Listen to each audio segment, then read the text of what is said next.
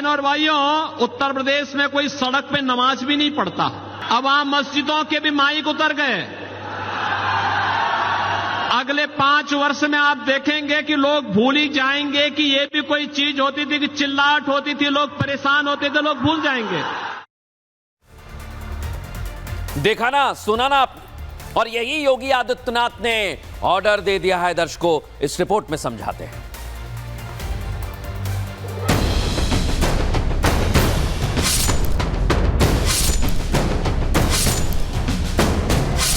उत्तर प्रदेश में एक बार फिर लाउडस्पीकर की आवाज लाउड क्या हुई, उसी आवाज को डाउन करने के लिए सीएम योगी ने ऑर्डर दे दिया है। ऑर्डर ऐसा जिसमें कोई भेदभाव नहीं है, बल्कि आदेश मंदिर और मस्जिद दोनों के लिए है। सीएम ने अपने आवास पर वीडियो कॉन्फ्रेंसिंग के जरिए कानून व्यवस्था को लेकर समीक्षा बैठक की, जिस आदेश में कहा गया अवैध लाउडस्पीकर्स पर मिली शिकायतों पर तुरंत एक्शन, लाउडस्पीकर की आवाज मजहबी स्थलों के परिसर तक सीमित, नियमों का उल्लंघन करने पर नोटिस जारी किया जाए, नियमों का पालन नहीं होगा तो फिर कड़ा एक्शन भी होगा। माननीय सर्वोच्च न्यायालय का एक स्पष्ट फैसला है कि लाउड स्पीकर एक निश्चित मानक से अधिक स्वर का नहीं बच सकता, और उत्तर प्रदेश में योगी आदित्यनाथ जी की सरकार माननीय सर्वोच्च न्यायालय के इस फैसले का अनुपालन कराएगी। ऐसा पहली बार नहीं कि मजहबी स्थलों पर लगे लाउडस्पीकर पर एक्शन की बात हो रही हो।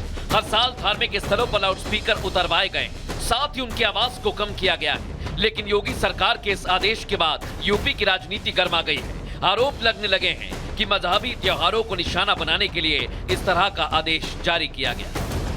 देखिए, उत्तर प्रदेश में जो भाजपा की सरकार है, ये अनावश्यक मुद्दों को लेकर के आती है, जनता के लिए काम नहीं करना चाहती, विकास का काम नहीं करना चाहती है। योगी सरकार कोई भी आदेश देती है तो सबसे पहले समाजवादी पार्टी सवाल उठाती है। सपा के नेताओं के पेट में दर्द होने लगता है। इस बार भी ऐसा ही हो रहा है, लेकिन इन सियासतदानों को भूलना नहीं चाहिए कि आदेश किसी मजहब का नहीं, बल्कि धार्मिक स्थलों के लिए। एक्शन तो तगड़ा लिया जा रहा है दर्शकों, लेकिन आम लोगों से भी हमने बात की है। वो इस एक्शन पर क्या कहते हैं, सुनवाता हूं आपको।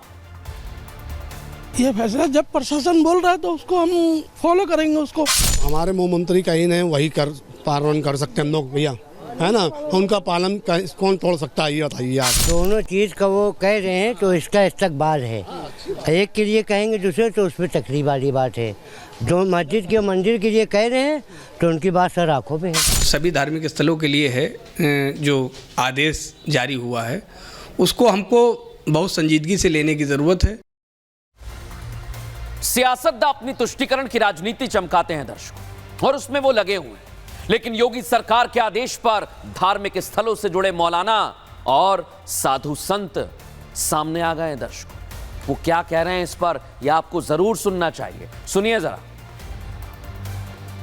सीएम योगी के 3 बयान सामने आए हैं कि बांग्लादेशी और रोहिंग्या और लाउड स्पीकर बर्दाश्त नहीं होगा। बिल्कुल सही है तीनों बातें।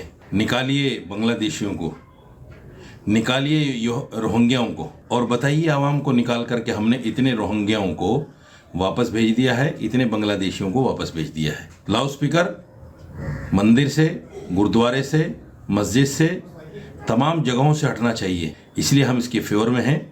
सब जगह से लाउड स्पीकर को उतरवाना चाहिए। माननीय योगी आदित्यनाथ जी का यह बयान बहुत ही सराहनीय है। जिस प्रकार से अपराध हो रहा है और अपराध को अंजाम देने वाले घुसपैठिए हैं, लाउड स्पीकर पर भी जो उन्होंने बोला, निश्चित रूप से इस बयान का समर्थन कर रहे हैं। विपक्ष को इससे सबक लेनी चाहिए। योगी आदित्यनाथ चाहते हैं दर्शकों कि देश और प्रदेश सुरक्षित रहे। किसी भी हाल में वो उत्तर प्रदेश की सुरक्षा से समझौता करने के मूड में नहीं है। इसलिए तो उन्होंने अधिकारियों को साफ शब्दों में निर्देश दिए हैं कि अवैध घुसपैठी और रोहिंग्याओं की पहचान करें, उनके खिलाफ उचित कार्रवाई करें। अफसरों को यह भी बता दिया है कि उत्तर प्रदेश में अवैध घुसपैठियों के लिए कोई जगह नहीं है। ये देश की सुरक्षा पर खतरा है दर्शकों, इन्हें फौरन देश से बाहर निकाल देना चाहिए।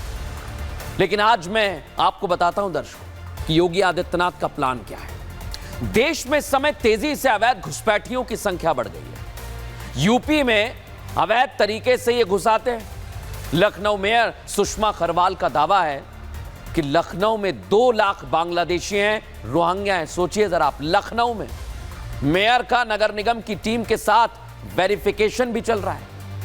खाली जितने भी प्लॉट्स हैं वहां पर ये झुग्गी बनाकर रहने लगते हैं दर्शकों, और इन्हीं लोगों का वेरिफिकेशन किया जा रहा है।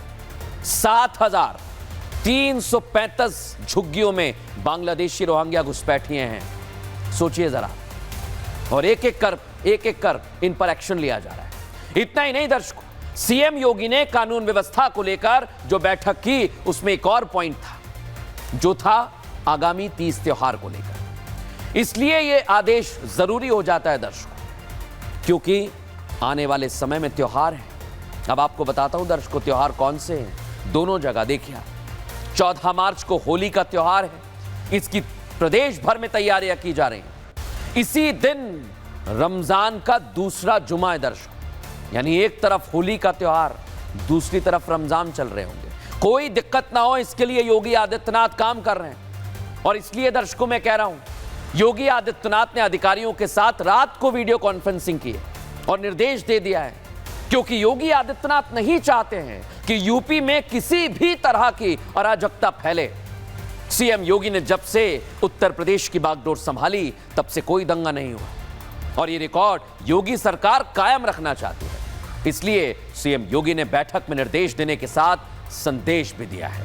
संदेश क्या है दर्शकों, आइए आपको बताता हूं। धार्मिक आस्था का पूरा सम्मान होना चाहिए, लेकिन किसी भी अराजक तत्व के सांप्रदायिक तनाव फैलाने की अगर कोशिश भी होगी तो बर्दाश्त नहीं किया जाएगा उसे।